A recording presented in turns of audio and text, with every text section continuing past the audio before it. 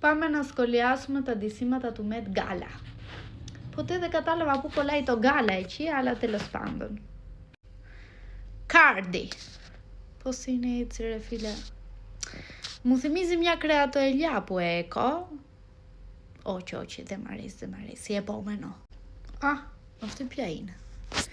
Δεν την ξέρω. Έχει 4 χέρια αυτή. 1, 2 και τα δικά της.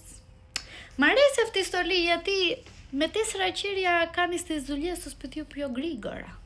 Εντάξει, μ' αρέσει αυτό. Ω, Ζωτ. Τι είναι τούτο ρε? Ξέχασε να βάλει ρούκα αυτή. Εντάξει, από εδώ δεν έχει τίποτα.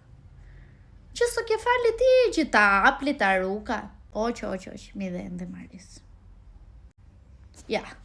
Νούντο, κι άλλο νούντο, όλα τα βγάζουν έξω τώρα, έχει γίνει μόδα. Τι έχει βάλει αυτή ρε? Έχει βγάλει και τα έχει βγάλει. Έχει βάλει και τα έχει βγάλει. Χάσα. Μπερδευτήκα. Δεν μ' αρέσει εδώ, τες. Επόμενο. Μαντόνα. Τι έχει βάλει στο κεφάλι ρε φίλε? Ένα διακοσμητικό από το σαλόνι το έχει βάλει στο κεφάλι. Με τρομάζει, όχι. Επόμενο. Παναγία μου και Χριστέ μου, φαντάζουν. Είναι αυτό ρε φίλε? Αγκάλμα Παρθενώνα. Είναι αληθινό τώρα αυτό? Τι είναι αυτό?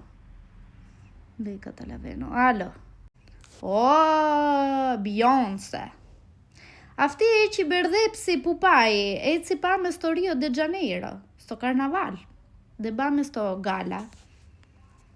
Ριάννα είναι λες και έχει βγει από μια γκρι τρύπα. Ασφάλτ. Δεν μ' αρέσει ούτε Ριάννα. Και την αγαπάω, αλλά δεν μ' αρέσει.